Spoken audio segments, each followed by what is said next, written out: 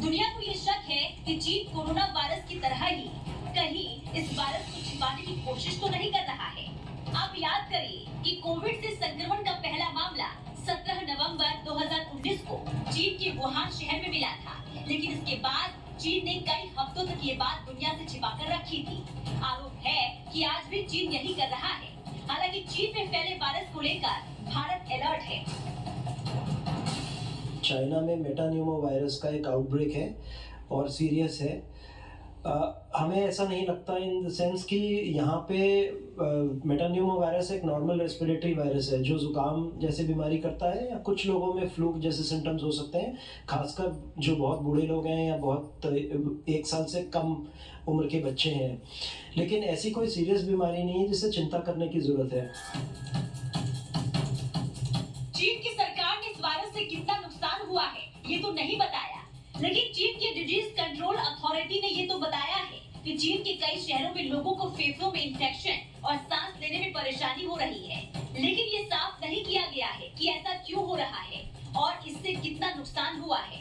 लेकिन HMPV virus के बारे में जो 5 बड़ी बातें निकलकर सामने आ रही है वो ये है कि ये वायरस कोविड की तरह ही फैलता है, यानी एक इंसान के संपर्क में आने से दूसरा व्यक्ति आसानी से संक्रमित हो सकता है। दूसरा, इसके लक्षण भी कोविड-19 की तरह ही है। इस वायरस से संक्रमित व्यक्ति को भी सांस लेने में परेशानी होती है, तेज बुखार आता है और फेफड़ों में इंफेक्शन का खतरा है।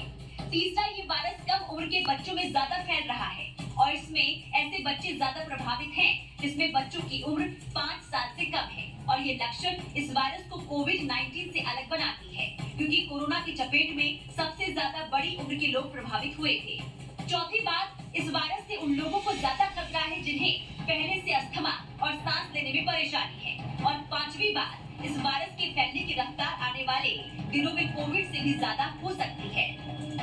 हालांकि भारत के डॉक्टरों का ये मानना है कि ये कोई गंभीर बीमारी नहीं है और चिंता वाली कोई बात नहीं है। इन दिनों, सर्दी के दिनों में रेस्पिरेटरी वायरस इन्फेक्शंस होते हैं और हमारे हॉस्पिटल्स और इंस्टीट्यूशंस इनको हैंडल करने के लिए तैयार हैं। बेड्स की भी अवेलेबिलिटी है, ऑक्सीजन वगैरह की भी अवेलेबिलिटी है। स्पेसिफिकली दवाइयाँ चाहिए नहीं होती बिकॉज इसके अगेंस्ट कोई स्पेसिफिक एंटीवायरल ड्रग्स है नहीं। फिलहाल भारत में कोई चिंता वाली बात नहीं है, लेकिन सतर्कता हमेशा बेहतर होती है। इसलिए डरे नहीं, घबराए नहीं, लेकिन सावधानी जरूर बरतें। Bureau report, Republic Bharat. और चलिए हम आपको इस वायरस के बारे में बता देते हैं। चीन में HMPV वायरस का कहर जबरदस्त तरीके से बरप रहा है। चीन के कई राज्यों में HMPV वायरस का कहर देखने को मिल रहा है। वायरस के कहर से चीन के अस्पतालों में बेड पूरी तरह से भर चुके हैं। चीन ने वायरस को लेकर अलर्ट भी जारी कर दिया है। चीन में HMPV वायरस के कारण मौत की संख्या भी बढ़ रही है। ये डरा देने वाली बात है कि वहां मौत की संख्या भी बढ़ रही है और अस्पतालों में बेड की संख्या भी बढ़ गई है। पूरे चीन में अलग अलग जगहों पर ये वायरस तेजी के साथ फैलता जा रहा है।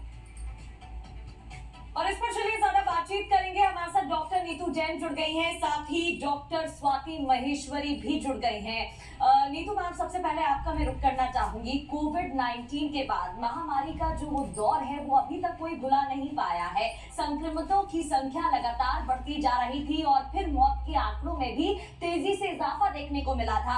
अब HMPV वायरस 5 साल बाद कितना घातक है ये वायरस?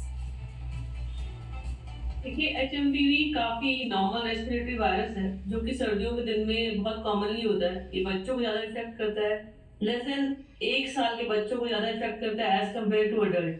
चीन में भी यही देखा जा रहा है कि जो इफेक्टेड पॉपुलेशन है वो ज्यादातर बच्चे हैं, 5 साल से कम के बच्चे।